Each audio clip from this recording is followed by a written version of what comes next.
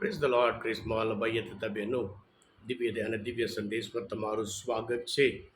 April 22મી તારીખ. આ સંદેશ હમણાં તમારા સૌ માટે અને તમારા કુટુંબીજન વિશે પ્રાર્થના કરું છું. તમારા બાઇબલ લઈ લો, પ્રભુ ઈસુનું વચન સાંભળીએ. યોહાનનો ગ્રંથ 6ઠ્ઠો અધ્યાય 35થી 40મી કલમ સુધી. ઈસુએ તેમને કહ્યું, હું જ જીવનદાય રોટી છું. જે કોઈ મારી પાસે આવશે તે કદી ભૂખ્યો નહીં થાય, અને જે કોઈ મારા ઉપર શ્રદ્ધા રાખશે તે કદી તરસ્યો નહીં થાય. પણ મેં કહ્યું તેમ તમે નજરે જોયું છે, છતાં તમને શ્રદ્ધા આવતી નથી.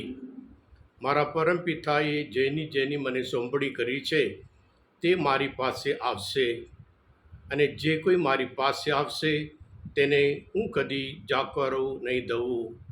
કારણ હું સ્વર્ગમાંથી આવ્યો છું. તે મારી પોતાની નહીં, પણ મને મોકલનારની ઈચ્છા પૂર્ણ કરવા આવ્યો છું.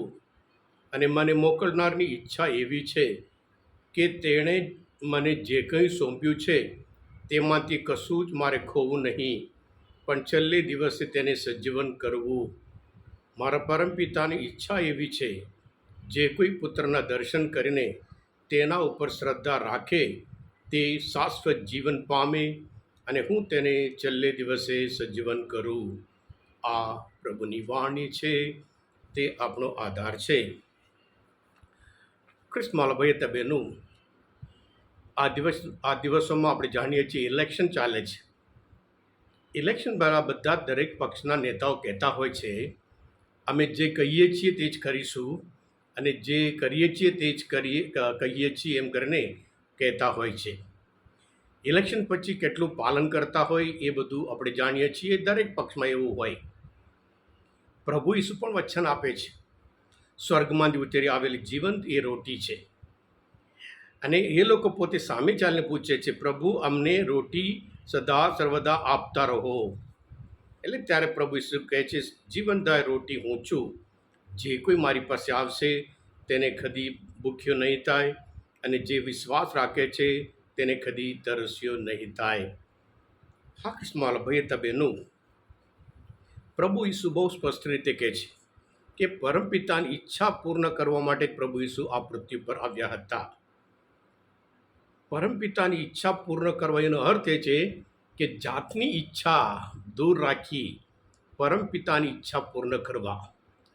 જાતને કેન્દ્રમાં રાખીને નહીં, પણ પરમપિતાને જીવનમાં કેન્દ્ર રાખીને એમની ઈચ્છા.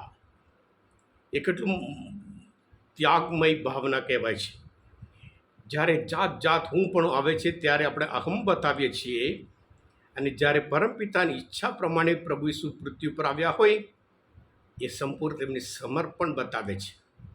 એમના ઉપર જે પ્રેમ બતાવે છે, એમના ઉપર જે વિશ્વાસ બતાવે છે. હા કૃષ્ણ ભાઈ તબેનું, આજના શુભ સંદેશમાં ફરી આપણે જોઈએ છીએ પ્રભુ ઈસુ પોતે ઈચ્છા, પરમપિતાની ઈચ્છા એ છે કે જેણે તેને મોકલ્યો છે એના ઉપર વિશ્વાસ રાખે તે શાશ્વત જીવન પ્રાપ્ત કરે. એ ઈચ્છા 4 વખત આવે છે અને શ્રદ્ધા 3 વખત આવે છે. એટલે પ્રભુ ઈસુ જેમ પરમપિતાની ઈચ્છા પૂર્ણ કરવા માટે પૃથ્વી પર આવ્યા, જાતને કેન્દ્રમાં નહીં, માનવ જાતને કેન્દ્રમાં રાખી બીજાનું ભલું થાય એટલા માટે પ્રભુ ઈસુ આ પૃથ્વી પર આવ્યા હતા. આપણે બધા અહંકારથી, અભિમાનથી, ઘમંડથી આપણે જાતને હંમેશા કેન્દ્રમાં રહે. મને શું મળે? પ્રભુ ઈસુ એટલું મહાન ગુરુ છે, જાતને સંપૂર્ણ રીતે કુરબાની કરી, ત્યાગ કરી, માનવ જાતને કેન્દ્રમાં રાખીને માનવ જાત મુક્તિ પ્રાપ્ત કરે એટલા માટે પ્રભુ ઈસુ આ પૃથ્વી પર આવ્યા હતા. હા કિસ્માલ ભાઈ તબેનું, આજના મનચિંતન સાંભળી આપણે પણ હંમેશા પ્રભુની ઈચ્છાને આગળ વધીએ. જેમ મરિયમ બોલ્યા, મારી ઈચ્છા નહીં પણ તારી ઈચ્છા.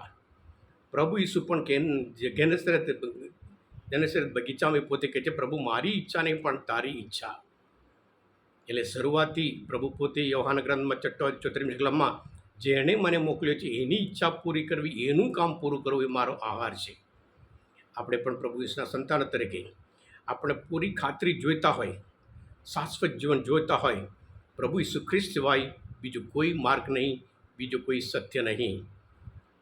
અને પ્રભુના વચન પર વિશ્વાસ રાખીએ અને વિશ્વાસ રાખીએ એ પ્રમાણે શાશ્વત જીવન પ્રાપ્ત કરીએ. હા કૃષ્ણવાલા ભાઈ હતા બહેનો, આજના માનવચિંતન શાસ્ત્ર પર સમજવા માટે, પ્રોફેસર ઓળખવા માટે મદદરૂપ થયા. તમે પોતે દિવ્ય અને દિવ્ય સંદેશ સબસ્ક્રાઈબ કરજો અને બીજા માટે પણ ફોરવર્ડ કરજો, કારણ તમે બધા આશીર્વાદિત છો, અભિષિક્ત છો. પ્રભુ ઈસુ, હું તમારામાં વિશ્વાસ રાખું છું. બોલો દિવ્ય ધ્યાન જય. God bless you all. Jesus, I trust in you.